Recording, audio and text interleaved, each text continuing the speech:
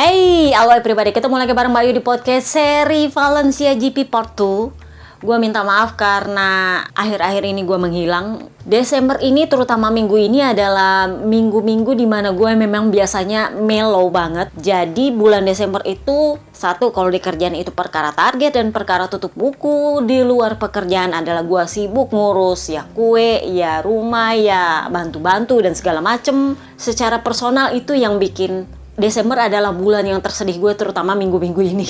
Gue nggak tahu kenapa bulan Desember itu akhir-akhir ini, beberapa tahun terakhir itu adalah bulan dimana gue kehilangan sesuatu atau seseorang yang gue kenal atau gue sayang secara tiba-tiba. Nah, kemarin gue kehilangan sesuatu, jadi agak sedikit shock karena gue nggak merasa ada yang aneh. Tiba-tiba aja sesuatu itu hilang, jadi gue sedih banget kemarin, jadi gue agak-agak shutdown. So, back to the live, kita akan membahas soal race. Jadi kemarin di FP1 si calon ikan hiu resmi gagal itu kena denda 500 euro karena dianggap melanggar peraturan ketika practice start. Jadi ya kalau menurut gue itu karena formalitas doang. Gosip rumbus sopo-sopoy, Papi Tardosi yang komplain. Karena Martin emang sudah mulai saywar dengan Pecco. Jadi kalau sebelum seri terakhir ini yang saywar itu adalah si Cemen mewakili KTPS karena memang dia biasanya mencampuri perebutan Jurdun. Kali ini Jorge Martin turun tangan sendiri untuk mengintimidasi Pecco. Jadi itu paling kentara di sesi prakualifikasi. Targetnya Martin emang sejak awal adalah dia pengen Pecco itu nggak lolos ke Q2. Kenapa? Karena kalau dia nggak lolos ke Q2 akan lebih kecil kemungkinannya untuk Pecco start dari posisi depan. Karena kalau Pecco sudah start dari posisi depan, terutama kalau balapan minggu, Martin itu agak susah. Pecco dengan Martin ini beda strategi. Itulah kenapa gue bilang mentalnya Pecco itu jauh lebih baik daripada Martin tahun ini. Kenapa? Karena Pecco tahu kekuatan dia di mana. Dia itu nggak pernah khawatir kalau dia kalah di sprint race. Kalian bisa lihat, kalau dia kalah di sprint race, dia itu nggak pusing. Kenapa? Karena poin yang diperebutkan itu cuma setengah, nggak worth it lah buat dipaksa-paksa. Tapi kalau race minggu lain cerita. Itu yang jadi kekuatannya Pecco. Nah, ini yang Martin takuti. Karena dia tahu Pecco ini jauh lebih kuat daripada dia. Sebenarnya dia cuman kalau orang Palo bilang huangango, mulut besar. Sorry to say, tapi emang. Jadi ya dia bilang kemarin saya layak untuk Jurdun, dan dia merasa di Qatar kemarin dia dihianati oleh Michelin, dikasih ban apes, padahal dia kena santan instan, dibilang lagi kena ban apes. Dan gue tahu di Valencia kemarin ABR pasti bilang kena ban apes, kagak. Itu karena dia memang seradak seruduk. Kalian bisa lihat itu dari sprint race. Jadi ketika Martin menang sprint race, dia sempat jumawa. Karena dia merasa, oh gue bisa memperkecil jarak. Gue tahu ABR mengharap mudah-mudahan Pecco crash. Ujung-ujungnya malah Pecco yang menang. Padahal kalau gue pikir ini anak baik banget. Dia udah nyuruh semua orang di belakang dia buat menang. Alah, tetap juga ujungnya dia yang menang. Kalian lihat baiknya ini anak seperti apa. Nah, Martin sendiri santan instannya emang dia tabung-tabung dari awal pekan, emang udah banyak duluan. Karena dia koar-koar huangango di hari Jumat, dia bayar itu pedis banget di hari Minggu. Jadi pertama dia mencoba untuk mengganggu Pecco Bagnaia. Akhirnya dia kesedot slipstream. Udah gue bilang santan instannya kelihatan banget adalah manuver yang sama sempat dilakukan Pecco kepada Digia. Pecco melebar tetapi dia kembali ke track. Kondisinya adalah luka sudah terlalu jauh di belakang. Sementara Jorge Martin, dia melebar, dia balik udah ketinggalan jauh sekali di belakang. Udah gue bilang ini bukan perkara ban karena dia pakai ori. Sebenarnya dia bagus, sebenarnya kalau dia baik-baik santan instannya bagus, dia mungkin bisa menang balapan kemarin. Tapi karena dia bawa santan instan dari hari Jumat itu udah berat banget, udah pakai melebar, ujungnya crash. Untung dia nggak penalti. Jadi ya Luca Marini sempat bilang, kalau saya jadi Martin, saya itu nggak akan melakukan manuver yang seperti itu. Kenapa? Karena saya tahu kita ini kan sama-sama pakai motor Ducati. Kalau terlalu dekat ya pasti kesedot. Mestinya dia belajar dari Pecco ketika mencoba menyerang kembali di Gian Antonio. Nyaris crash. Sarko sendiri kenapa dia nggak mengawal Martin? Ya Martinnya udah jauh ke belakang. Bukan kesalahan dia loh Martin keteteran di belakang. Kan Martin sendiri yang salah. Jadi masa Sarko meski mundur lagi ke belakang? Ya maaf. Jadinya Sarko ya dia ngasih perpisahan untuk Pramak dengan cara yang baik. Gua kasih lu podium daripada gua kasih lu crash kan. Jadi memang seperti yang gua bilang, kalau Martin mau bayar santan istannya, maka itu tidak akan ada hubungannya dengan ban yang dia tuding-tuding di Qatar.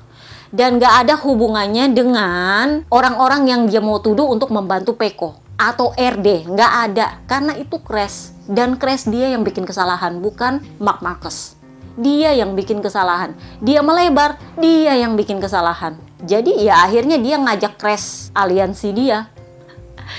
Jadi di hari Jumat memang niatnya Martin itu adalah sengaja ngintil untuk mengganggu psikologinya Peko.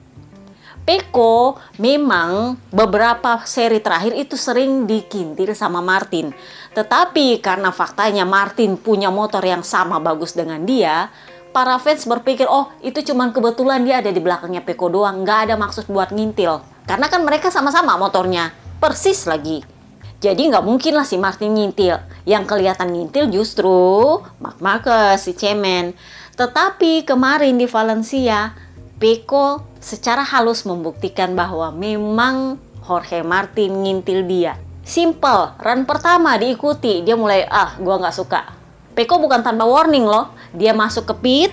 Papi Tardosi itu sudah tahu ceritanya seperti apa, udah mondar-mandir nih di depan pedoknya Pramak. Dia juga sebenarnya mau memperingatkan Jorge Martin. Kenapa? Karena dia kan papinya tim pabrikan. Jelas dia membela ridernya. Bener? Ada yang bilang, itu kan seharusnya Tardosi kena penalti. Kena penalti apa? Apa bedanya dia sama Giorno yang cekrek-cekrek foto dari jarak dekat untuk para rider? Nggak ada bedanya. Bedanya adalah Martin emang sengaja nyenggol tipis-tipis. Padahal kalau menurut gue itu ada sesuatu yang kurang sopan. Kenapa? Karena gini, media ABR, buzzer-nya sendiri itu menghembuskan gosip bahwa Ducati itu akan tukar guling Martin dengan Enea kalau Martin Jurdun. Artinya entah tahun depan atau 2 tahun depan, kalau memang Enea akan tetap di seatnya tahun depan waktu itu ya, sekarang kan udah clear mereka nggak akan ditukar guling. Papi Tardosi sudah pasti akan jadi bosnya si Martin. Nah di Qatar, waktu gosip ini berhembus, Martin kan agak-agak pede tuh, dia bilang, oh ya saya senang sekali kalau bisa seperti itu.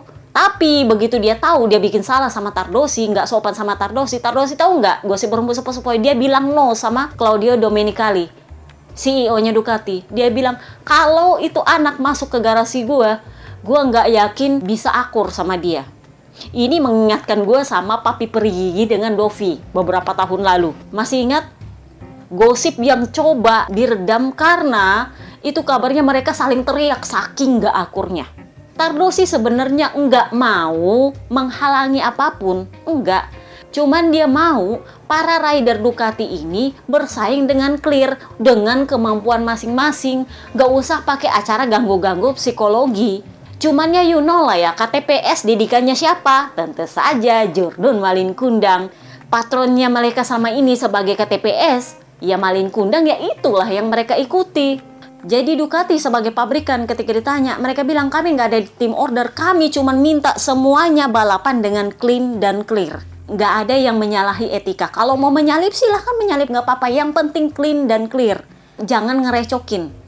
Karena kalau kamu memang lebih bagus daripada rider yang Jurdun, ya silahkan salip, nggak masalah. Tapi jangan sampai bikin dia beresiko untuk jatuh. No. Itulah yang terjadi pada Fabio De Gianantonio di sprint race. Dia boleh menyalip Peko. Jadi dia kalau mau maksa resikonya adalah dia bikin Peko crash. Sebenarnya juga kalau dia mau nyerang Peko, Peko akan kasih dia lewat sebenarnya. Kenapa? Karena itu kan cuma worth it 1 poin. Ngapain Peko pusing? Bener nggak sih? Selisih dari 8 ya banter-banter jadi 7. Ujungnya tetap dia Jurdun nanti di hari Minggu. Bener nggak sih? Nggak ada pengaruhnya dia disalip sama dia atau enggak. Jadi ada ABR bilang, itu Digia sengaja nggak nyalip Peko karena Digia lagi ngincar kursinya VR46. Jadi berbaik-baik sama anak-anak VR46. Pakai logika lu. Kalaupun Digia menyalip Peko, Peko itu nggak akan melawan. Kenapa? Karena dia akan berpikir yang penting gua nggak crash. Kalau lo mau attack silakan. Kenapa? Karena ini cuma 1 poin, nggak worth it. Peko itu paling nggak mau kekeh dan paling nggak mau maksa kalau itu adalah sprint race dan dia ada resiko untuk crash. Kenapa? Karena poin di sprint race itu adalah poin yang, sorry tuh saya kalau gue bilang, kalau lu nggak podium, itu nggak worth it. Jadi kalau ABR bilang, itu dia sengaja nggak nyalip Peko, terus kalau dia nyalip Peko, apa masalahnya? Cuman turun 1 poin doang. Kecuali kalau di Gia nggak mau nyalip Peko di posisi podium, itu akan berpengaruh besar.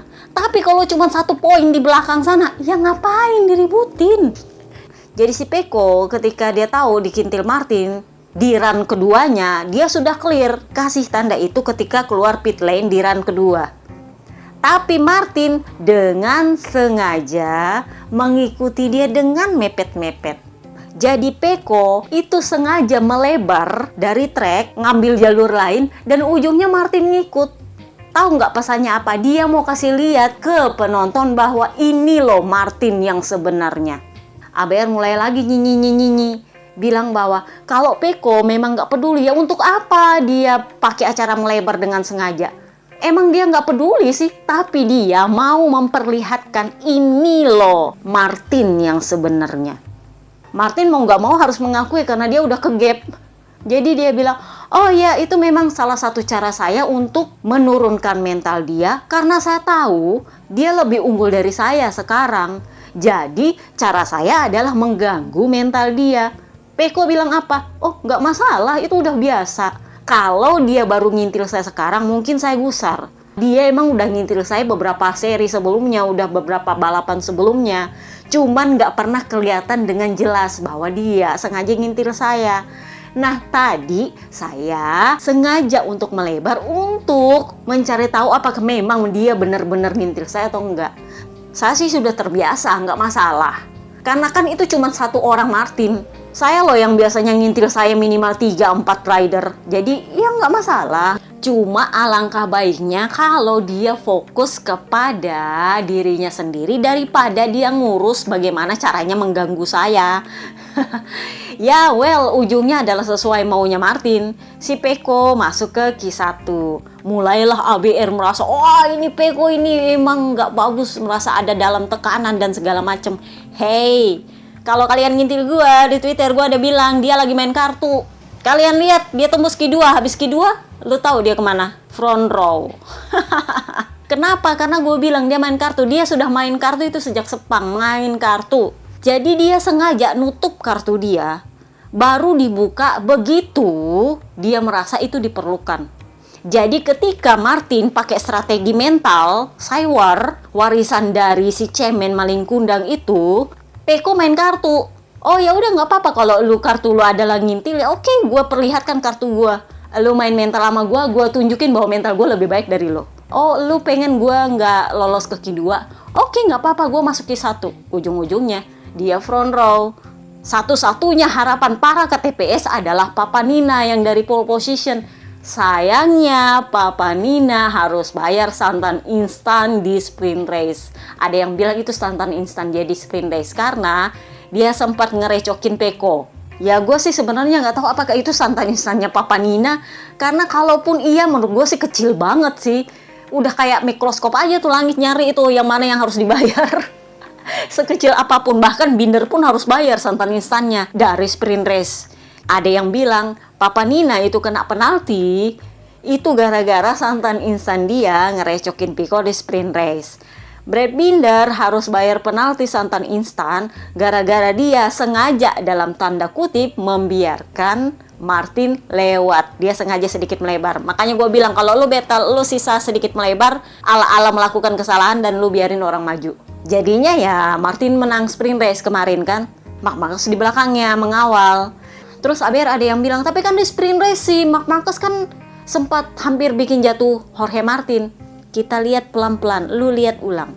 Beberapa saat sebelumnya tercatat bahwa Marc Marquez itu emang lebih cepat dari Martin. Karena gerasa gerusuknya keluar, dia melakukan kesalahan beberapa kali, hampir crash. Nah, ketika dia senggolan sama Marc Marquez, itu dia ceritanya melebar. Kalian tahu Marc Marquez, lu kalau melebar dikit, dia nyisip. Itu adalah tabiatnya Marc Marquez. Itu yang dilakukan Marc Marquez ketika Jorge Martin itu melebar. Mungkin dia sebenarnya nggak maksud nyalip, enggak. Cuman dia sendiri nggak expect bahwa Martin itu bakal masuk nutup lane dia. Sementara dia sendiri juga sebenarnya lebih cepat daripada Martin.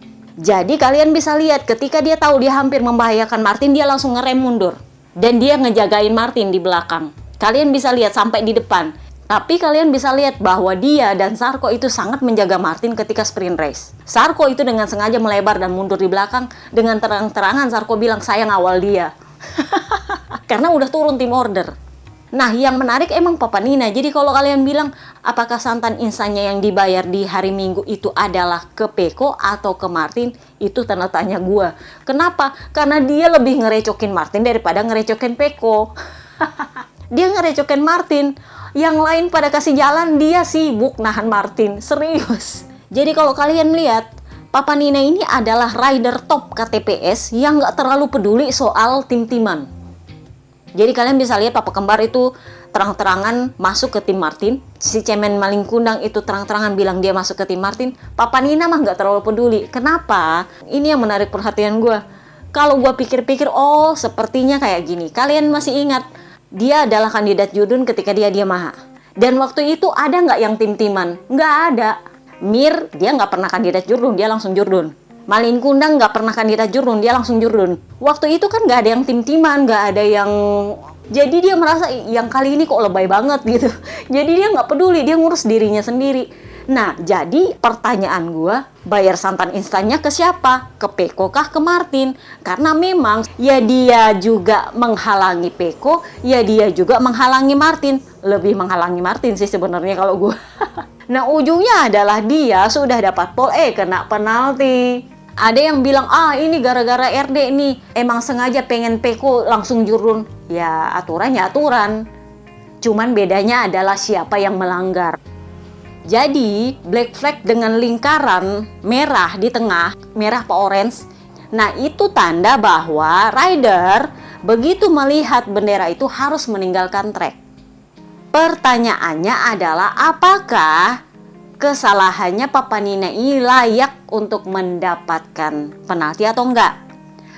Kemarin ada yang tanya di Twitter, itu gimana? Kena penalti enggak Papa Nina? Waktu itu sebelum dijatuhkan penalti, gue bilang, dia balik pit enggak? Ya kan dia balik pit.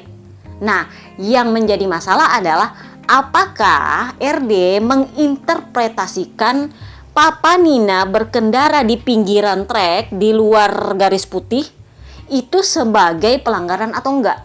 Ternyata dianggap pelanggaran sama RD, turunlah dia 3 grid penalti. Karena RD maunya dia keluar trek itu lewat jalur servis, jalurnya Marshall. Nah, yang bikin emosi Rivola itu adalah karena waktu itu Papa Nina clear nanya Marshall, saya mesti gimana? Mau berhenti di sini atau saya bisa kembali ke pit dengan motor? Karena kan itu masalah teknis, oli-oli berceceran, memang harusnya adalah dia nggak boleh ada di trek. Tapi kan memang faktanya dia nggak di tengah trek, dia jalannya di pinggiran trek. Nah, itu yang dianggap pelanggaran oleh RD. Menurutnya Rivola dan Papa Nina, kan gue udah nanya Marshall bilang ya udah lu lanjut aja, ya udah gue lanjut aja, berarti mestinya gue nggak dipenalti. Nah, kembali lagi gue bilang, Marshall nggak tahu aturan dan lu adalah rider yang tahu aturan. Jadi memang lu nggak bisa salahin Marshall. Ini sama dengan kasusnya Zarco yang kemarin dia di penalti nggak boleh restart. Motegi ya, gue lupa. Yang waktu itu dikibarkan red flag dan dia kembali ke track, tapi dia keluar dari pintu yang berbeda karena Marshall yang bukain itu pintu. Selisihnya 5 atau 10 meter. Tapi gara-gara itu dia nggak dapat restart. Jadi dia tetap dapat penalti. Yang nggak dapat penalti gara-gara nanya Marshall itu adalah, you know siapa? Marc Marquez. Masih ingat di Argentina ketika dia mestinya dapat black flag karena dia start motor mogok dari starting grid. Dia bilang apa? Saya nanya Marshall. Marshall bilang ya udah lu di situ aja. Aturannya itu kena black flag. Karena lu nggak boleh start dari situ, lu mesti start dari pit lane. Tapi dia ngeles, dia bilang dia tanya Marshall dan Marshall bilang ya udah lu start dari situ. Kalau mau dipukul rata kasus yang sama, aturannya Papa Nina sama Zarco itu nggak perlu dapat penalti. Kenapa? Karena mereka sudah tanya Marshall. Zarco malah Marshall yang bukakan pintunya, pagarnya. Dia keluar lagi ke track. Tapi tetap dapat penalti, sementara Marc Marquez cuma dapat penalti right through. Aturannya itu dapatnya black flag. Penalti right through pun itu gara-gara dia gerasa gerusuk, senggol sana senggol sini. Nah jadi gara-gara Papa Nina kena penalti 3 grid, startlah si Peko dari pole position. Ngamuk-ngamuk lah itu ke TPS. Bilang aja tuh pengen kasih si Peko Jurdun.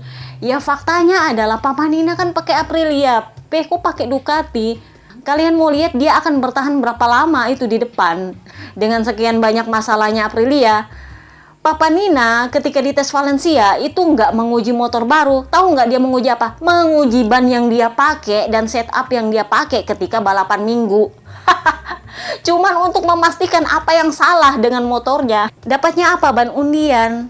Karena sejak awal dia nggak diplot untuk dapat jatah KW1. Karena performa dia di Qatar nggak terlalu bagus. KW1 hanya diberikan kepada para rider yang berpotensi mengganggu Peko. Di Gia hari Minggu itu dapat KW1. Kenapa? Karena dia di Qatar berhasil mengalahkan Peko.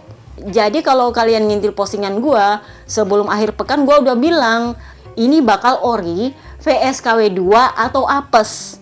Dan itu terbukti. Marc Marquez pakai apa? Ya pakai ori, masih tetap orinya. Martin pakai apa? Itu pakai ori, dia pakai jatah orinya Snake Taro. Jadi kalian lihat Snake Taro udah di ujung sana belakang. Morbidelli dapat apa ya? Dia dapat undian dan dia dapatnya KW2. Sementara Snake Taro kena undian dan dapatnya apes ya.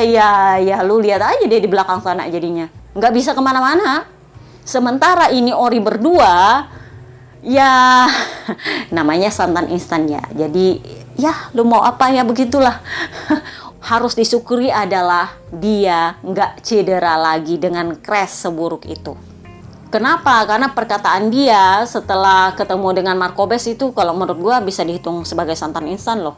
Jadi kita bahas hari Minggu nih. Yang pertama adalah soal Marcobes. Karena dia adalah rider satu-satunya yang nggak selesai 1 lap. Jadi Marcobes ini kemarin komplain. Jadi habis dia crash itu, habis balapan, begitu Marc Marquez juga crash, dia itu menemui Marc Marquez secara pribadi. Jadi Bes bilang, saya itu orangnya kayak gini, A, B, B, saya itu bukan orang munafik, saya terlihat dari luar baik, tapi kalau saya nggak baik ya saya bilang saya nggak baik. Tapi saya tidak pernah mengatakan perkataan yang tidak akan saya keluarkan bahkan dengan musuh terburuk saya. Jadi ceritanya dia pergi ketemu Marc Marquez, dia nanya, lu kenapa nabrak gua? Jadi Marc Marquez itu bilangnya, oh gua nggak lihat lu. Jadi Marcobes bilang, kan nggak mungkin dia nggak lihat saya. Karena kalau kalian lihat di replay, itu saya yang duluan masuk dari luar. Ini yang saya pertanyakan, kenapa Dorna tidak memutar replay itu? Marc Marquez itu menabrak saya di belakang. Karena saya duluan masuk tikungan, dia di belakang tapi dari dalam. Jadinya saya jatuhnya jelek sekali. Sudah bahu kanan saya sakit gara-gara patah kemarin kan. Sekarang bahu yang sebelah lagi yang sakit. Jadi ya dua-duanya sakit.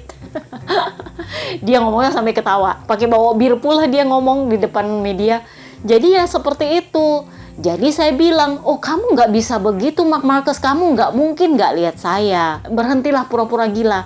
Itu kalau bahasa slangnya itu kayak orang Inggris bilang gila itu bisa bilang lu sakit. You are sick. Itu sama dengan insane. Dia bilang lu sakit. Nah sama media ABR itu dilaporkan bahwa Bes itu bilang Marc Marquez itu kanker.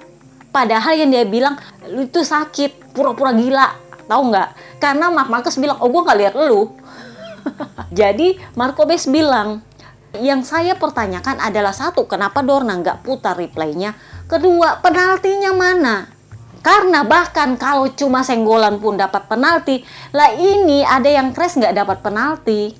Paling nggak 1 penalti. Dalam bahasa Inggrisnya dia bilang, at least 1 fucking penalti. Where is it? Nggak ada. Kenapa? Karena faktanya Binder nyenggol Alex Marquez melebar, dia kena penalti, turun posisi. Jadi si Bes itu nggak minta bentuk penaltinya apa, yang penting ada penaltinya. Jadi semua tahu bahwa itu salah. Karena kan sebelum-sebelumnya di Qatar, Papa Alice sama Papa Kembar di penalti Papa Alice, padahal dia udah cedera patah belikat pula. Udah cedera kena penalti lagi. Morbidelli sama Alex Marquez di Portimao, yang kena penalti siapa? Morbidelli. Quartararo sama Papa Alice, yang kena penalti siapa? Quartararo. Kuarta, karena memang posisinya rider yang di dalam, kalau lu lebih belakang berarti lu yang salah. Nah, sementara Marc Marquez dalam pembelaannya di konferensi pers dia bilang saya sejajar dengan Marco Bes. Jadi saya merasa karena saya lebih di dalam, saya yang menang, dia yang kalah. Nggak bisa. Karena kalau dari posisinya crash, Marco Bes itu lebih duluan masuk tikungan daripada Marc Marquez. Jadi Marc Marquez bilang, oh kita kan sama-sama masuk tikungan. Enggak, bedanya adalah beda line. Tapi kalau Marco Bes sampai kena punggungnya, itu berarti posisinya Marc Marquez di belakang. Karena kalau Marc Marquez yang di depan, itu nggak bakal kena punggung dia. Jadi kalian tahu posisinya motor, kalau yang ditabrak ada bagian belakang, itu berarti yang bagian dalam itu ada di belakang. Itulah kenapa kalau lu ditabrak dari belakang, itu pasti crashnya jelek. Tapi kalau yang di dalam itu lebih di depan, yang di luar itu belakangan masuk, biasanya cuma melebar. Itu sama seperti Alex Marquez sama Brad Binder. Jadi kalau yang di dalam itu masuk lebih duluan ke tikungan, yang di luar itu pasti akan melebar. Karena dia hanya akan menyenggol sedikit dan dia melebar. Tapi kalau yang di luar itu udah duluan rebah, baru masuk yang di dalam, itu pasti jatuhnya jelek. Itu kalian bisa lihat Martin sama Marc Marquez. Kalian bisa lihat si cemen jatuhnya jelek banget kan? Kenapa? Karena dia udah di depan, udah rebah duluan. Martin ngerusuk dari belakang. Ya kayak gitu. Jadi kalian bisa lihat dari posisi jatuhnya akan seperti apa. Kalau jatuhnya jelek, itu berarti dia sebenarnya lebih di depan, udah terlanjur rebah, kena gilas. Jadi memang wajar Marco Bes minta Marc Marquez di penalti. Yang dipertanyakan kenapa nggak di penalti? Jadi Marco Bes bilang, apakah karena dia Marc Marquez jadi nggak pernah di penalti? Somehow gue jadinya dapat jawaban. Gue tahu kenapa dia nggak di penalti. Karena kalau dia di penalti, Martin akan kena penalti. Kenapa? Karena kasusnya sama. Persis sama. Itulah kenapa Marc Marquez jatuhnya jelek banget. Karena dia udah duluan rebah, datang Martin dari belakang. Ya sudah selesai. Jadi memang kalau Marc Marquez di penalti, karena dia melakukan manuver yang sama dengan Martin, ya Martin juga harus di penalti. Nah masalahnya adalah RD nggak mungkin penalti Martin. Why? Karena itu akan mengundang kemarahan. Bahkan dengan mempenalti Viñales, Papanina pun itu KTPS sudah uring-uringan. Apalagi kalau sampai Martin di penalti, lo bayangin, udah kalah Jurdun saking lebay banget Huangangonya, udah crash, tambah lagi kena penalti. Kan sakit hatinya nyut banget. Pada akhirnya adalah publik KTPS harus membayar santan insanya juga. Balapan minggu kemarin gak ada satupun rider Spanyol di podium. Maaf. Yang bikin sakit hati lagi adalah Pecco yang menang. Jadi kalau ABR bilang, tapi kan itu mestinya si Papanina itu yang bisa tahan Pecco. Kalau kalian memperhatikan jalannya balapan kemarin, Pecco bakal kasih biar Papanina menang sebenarnya, kalaupun Papanina di depan, serius. Kalian bisa lihat begitu si Pecco tahu Martin nggak di depan dia biarin Binder lewat, dia biarin Papa Pip lewat, bener nggak? Dibiarin semua. Bahkan sebenarnya kalau di Gia itu sempat nyusul dia di lap terakhir, dia biarin. Cuman karena nggak sempat si Di Gia ngejar dia, ya udah dia yang menang. Padahal kalau memang Di Gia bisa nyerang dia biarin itu menang. Cuman ya seperti itulah, emang orang baik karmanya baik. Binder itu nggak tahu kenapa tiba-tiba long lap penalti sendiri. Gue tuh sampai bingung ngapain dia long lap penalti, dia ini ada kesalahan apa? Perasaan nggak ada penaltinya. Dia dapat warning tekanan ban. Jadi untuk pertama kalinya dia melanggar tekanan ban. Jadi dia bilang, jadi gini, ban gue tuh dingin. Jadi karena dingin gue agak susah kendaliin. Nah gue hampir crash tuh. Jadi gue bersyukur gue nggak crash. Meskipun ujungnya ya gue harus bikin long lap yang bodoh. Dia bilang stupid long lap. Ditanya, lagian ngapain lu long lap patuh banget gitu, jauh banget muternya. Dia bilang, ya karena kalau saya maksa lagi motong kompas di bagian yang dicat itu ternyata licin. Sudah saya hampir crash, kalau saya maksa motong kompas di situ makin crash nanti saya. Jadi ya udahlah, saya mematuhi long lap saya. Ujungnya begitu dia kembali ke track, dia mulailah gerasa kerusuk, mulailah dia nyenggol Alex Marquez, kena penalti. Nah, ini yang jadi pertanyaan, kapan dia bayar itu turun satu posisinya? Jadi dia bayar itu ketika dia battle sama Papanina. Jadi dia sempat unggul di depannya Papanina, terus dia mundur lagi di belakang. Entah itu karena Papanina nyalip atau dia sengaja mundur di belakang, nggak tahu. Itulah kenapa gue bilang itu barang percuma kalau lu lagi battle. nggak kelihatan dibayar penaltinya, nggak ngaruh. Jadi ya udahlah, mau apa, yang penting kan udah bayar penalti, bener nggak sih? Jadi Brad Binder ini bagusnya adalah dia tetap bersyukur. Jadi dia bilang, satu, saya syukuri bahwa saya nggak crash. Kedua, saya syukuri bahwa penaltinya nggak berat meskipun saya melakukan kesalahan. Cuma turun satu posisi dan itu dia bayar ketika dia battle. Yang ketiga, dia bilang podium ini saya dapatkan akhirnya setelah saya beberapa kali gagal podium. Nah kemarin dia dapat hibah podium gara-gara di Gian Antonio melanggar tekanan ban, harus turun ke P4 kalau nggak salah dari P2 karena itu adalah pelanggaran kedua dia. Jadi Brad Binder bilang, ya saya syukuri meskipun saya prihatin sama di Gia karena itu nggak adil. Jadi memang aturan tekanan ban ini kalau menurut gue juga agak-agak nggak adil sih. Kata Binder, ini Binder nih yang bilang, lebih masuk akal saya kehilangan podium saya karena saya melakukan kesalahan dengan green area dibanding dengan lu kehilangan podium cuman gara-gara tekanan ban yang lu nggak bisa kontrol. Kalau soal lu bersikap di track, cara lu berkendara, ya itu kan masih dalam kontrol lu. Tetapi kalau soal tekanan ban, lah itu kan kalau mau dibilang ya faktor alam, bener nggak sih? Karena itu sangat tergantung pada temperatur track, tergantung pada temperatur lingkungan. Nggak bisa dikuasai oleh para rider. Lu nggak tahu lu bakal battle atau kagak di track, bener nggak sih? Kak Sedi, kepala krunya di Gia yang sekarang jadi kepala krunya Marc Marquez itu bilang, saya sangat minta maaf untuk di Gian Antonio. Saya sebenarnya sudah memberikan tekanan ban 0,2 bar di atas ketentuan minimal ketika di Gia start. Tapi kalian tahu pelanggarannya itu sampai dia kena penalti. Dia itu melanggar 0,001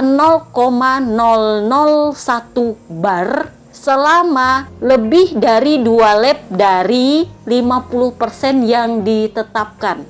Oke lah soal pelanggaran 2 lap lebih dari yang ditetapkan.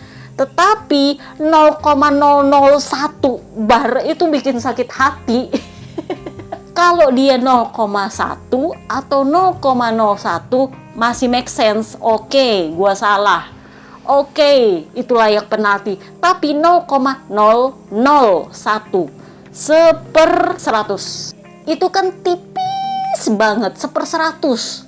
Emang menurut Binder nggak adil. Jadi Binder pun dengan baik hati dia bilang, bagi saya tetap finish di P4, bukan di podium. Kenapa? Karena saya tahu itu nggak adil untuk di Gian Antonio. Tetapi saya akan menikmati hibah podium ini karena memang kemarin saya kehilangan 2 podium gara-gara saya melanggar green area. Ya itu memang kesalahan saya. Makanya saya bilang saya tetap beranggapan bahwa saya finish sebagai P4. Jadi sudah clear siapa pakai ban apa. Peko dapat KW2, yang dapat ban apes kena undian ya Snack Taro. Kayaknya Papa Nina juga. Sementara calon ikan yang resmi gagal dan Jurdun Malingkundang ya itu pakai ori. Terus kenapa crash ya? Karena mereka gerasak gerusuk bikin kesalahan sendiri. Sebenarnya kalau menurut gua Jurdun Malingkundang sih sebenarnya nggak melakukan kesalahan. Tetapi ya santan instan harus dibayar karena calon ikan yang resmi gagal ini yang gerasak gerusuk. Nggak tahu apakah karena dia baru pakai ori, karena selama ini dia nggak pernah dapat ori. Jadi ya kayak kemarin di hari Kamis apa hari Jumat gue bilang, kita patut mempertanyakan apakah Neng Desmo ini cocok sama ori. Kenapa? Karena paling nggak pernah dapat ori. Jadi datanya itu nggak ada. Sementara Malingkundang sebenarnya dia bagus karena kan dia udah pakai ori. Cuman ya keduanya bawa santan instan masing-masing. Jadi udah gue bilang kemarin tuh langit lagi panen santan instan. Bahkan Lorenzo Savadori secara ajaib itu bawa pulang poin loh. Padahal dia itu lelet banget. Jadi Papa Lukas akhirnya berpisah dari LCR. Dia nggak bisa bilang apa-apa soal performa Hondanya. Nah Papa Yohan itu akhirnya harus melewatkan balapan Minggu dan Sabtu karena di hari Jumat dia crash. Crashnya itu jelek, sebenarnya nggak cedera apa-apa dan dia bersyukur. Tetapi dia memutuskan untuk nggak balapan karena dia pengen fokus untuk tes Valencia di hari Selasa. Dia mau tetap fit. Nah, yang bikin gue pinisirin itu adalah Papa Pip ini ada santan instan apa sih sebenarnya dia? Bisa-bisanya lagi memimpin race, terus dia crash. Apakah karena tekanan ban? Ya mungkin juga, cuman kan karena dia crash jadinya nggak perlu diperiksa apakah dia melanggar atau enggak, karena dia kan nggak finish, bener nggak sih? Bisa jadi karena Binder juga kan tekanan ban. Binder itu kemarin statusnya kena tekanan ban, cuman karena itu baru pelanggaran pertama dia cuman kena warning. Jadi gue curiga sebenarnya Papa Pip juga tekanan ban, cuman karena dia crash jadinya nggak dibahas. Nggak melebihi dari 50% lap balapan karena dia nggak finish. Bisa jadi nggak sih? Oke, jadi itu aja soal Valencia GP Part 2. Kayaknya nggak keburu kalau kita mau bahas soal konsesi sama tes Valencia. Mungkin di part berikutnya. Ini juga udah kepanjangan. Tapi mungkin dalam waktu dekat kita akan recording lagi. Oke, see you next time guys. Bye-bye.